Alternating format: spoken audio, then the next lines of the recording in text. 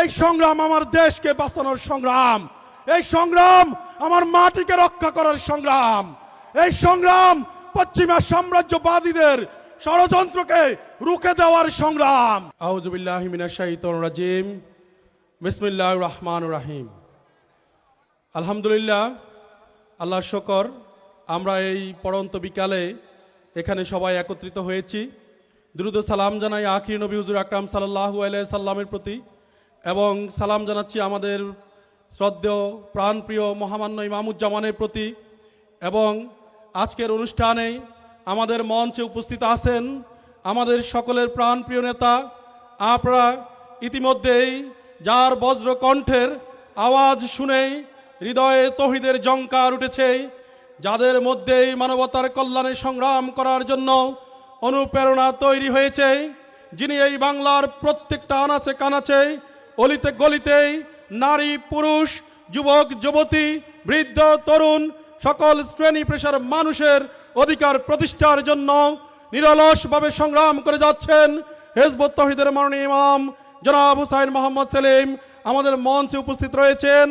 আমি অনুষ্ঠানে মাননীয় ইমামকে সালাম জানাচ্ছি, এবং আজকের অনুষ্ঠানে কুষ্টিয়া জেলার বিভিন্ন অঞ্চল থেকে আগত সম্মানিত ভাই ও বোনেরা, আমার মুরব্বীগণ, প্রিন্ট ইলেকট্রনিক্স মিডিয়া বিভিন্ন পর্যায়ের নেতৃবৃন্দ, সকলকে জানাচ্ছি সংগ্রামী সালাম, মুবারকবাদ।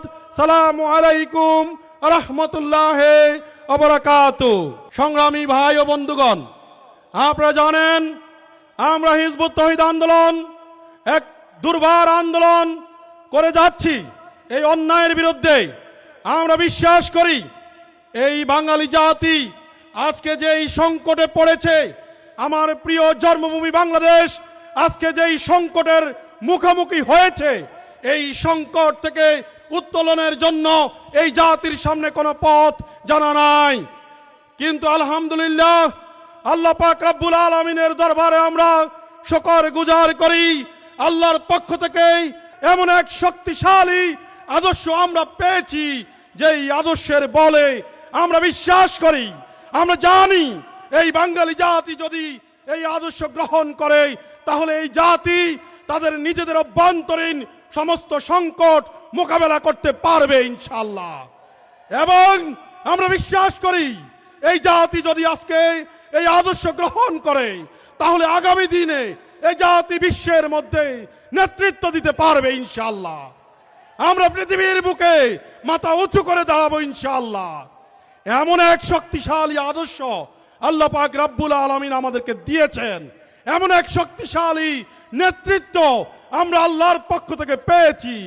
এখন আমাদের প্রয়োজন এই অসহায়, এই বুকানাঙ্গা, এই বাঙালি জাতিকে এই প্রকৃত সত্যের উপরে ঐক্যবদ্ধ করা, এই বাংলার প্রত্যেকটা আনাচে কানাচে অলিতে গলিতে এই মানুষকে ঐক্যবদ্ধ করার লক্ষ্যে হিজবুত তৌহিদের মাননীয় ইমামের নেতৃত্বে আমরা প্রত্যেকটা ভাই বোন আমাদের জীবনকে উৎসর্গ করেছি। আমরা বারবার আপনাদের দ্বার প্রান্তে যাচ্ছি, আমরা করজোড়ে আপনাদের কাছে আহ্বান করছি, প্রার্থনা করছি, সম্মানিত ভাইয়েরা আর হানাহানি করবেন না। রাজনীতির নামে হানাহানি, ধর্মের নামে বিভেদ আর এই জাতিকে রক্ষা করতে পারবে না। আমরা আপনাদের কাছে বিনীত অনুরোধ জানাচ্ছি বারবার, এই মাটিতে গত 2 মাসে আমরা 3 বার সম্মেলন করেছি। আমাদের মাননীয় ইমাম ওনার বজ্র কণ্ঠে আপনাদের সামনে বারবার উপস্থাপন করার চেষ্টা করছে এই বাঙালি জাতিকে মুক্তির জন্য এই মুহূর্তে আল্লাহর প্রেরিত, আল্লাহর পক্ষ থেকে তৌহিদ ব্যতীত, ঈমান ব্যতীত, কলেমার উপরে, তৌহিদের উপরে এই জাতিকে মুমিন যদি আমরা করতে ব্যর্থ হই, তাহলে এই জাতি বাঁচবে না। কোন রাজনীতি বাঁচাতে পারবে না, কোন ইলেকশন বাঁচাতে পারবে না, কোন সংস্কার বাঁচাতে পারবে না। গত 54 বছরে কেউ শান্তি দিতে পারে নাই। ভাইয়েরা আমার, আমরা আপনাদের কাছে একটা ভোট চাই না। আমরা বলবো না আপনারা আমাদের মার্কায় ভোট দেন, বলবো না। ভাইয়েরা আমার, আমরা আপনাদের কাছে কোনো টাকা পয়সা চাই না। আমরা বলবো না আমাদের ইমাম এসেছেন, ওয়াজ করেছেন, বান্ডিলে বান্ডিলে টাকা দেন। আমরা চাই আপনারা সবাই মুমিন হন। যেই মুমিনকে আল্লাহ পাক রব্বুল আলামিন প্রতিশ্রুতি দিয়েছেন পৃথিবীতে খেলাফত দিবে, যেই মুমিনের জন্য আল্লাহ সাহায্য, যেই মুমিনকে উদ্ধার করবেন আল্লাহ।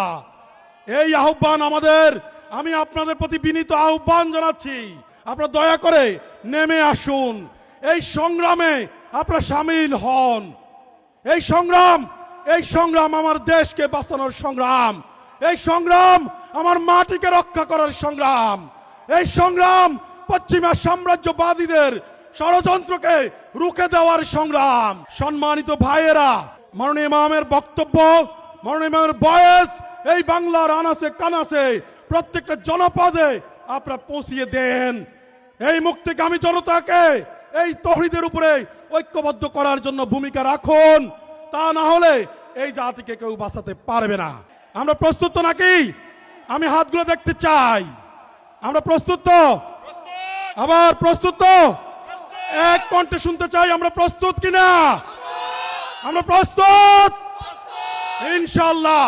মাননীয় ইমাম, আপনার বলিষ্ঠ কণ্ঠে আপনার পক্ষ থেকে আমাদেরকে যেই বাণী দিবেন, যেই উপদেশ দিবেন, সেই উপদেশ প্রতিষ্ঠা করার জন্য আমরা জীবন সম্পদ নিয়ে আজকে আপনার সামনে হাজির রয়েছি নাকি? প্রস্তুত তো? সুতরাং আমরা প্রস্তুত আপনার যেই কোনো আহ্বান সাড়া দেওয়ার জন্য। সবাইকে সংগ্রামী সালাম জানিয়ে আমি আমার বক্তব্য শেষ করছি। আল্লাহ হাফেজ। সালামু আলাইকুম রহমতুল্লাহ ওয়া বারাকাতুহু।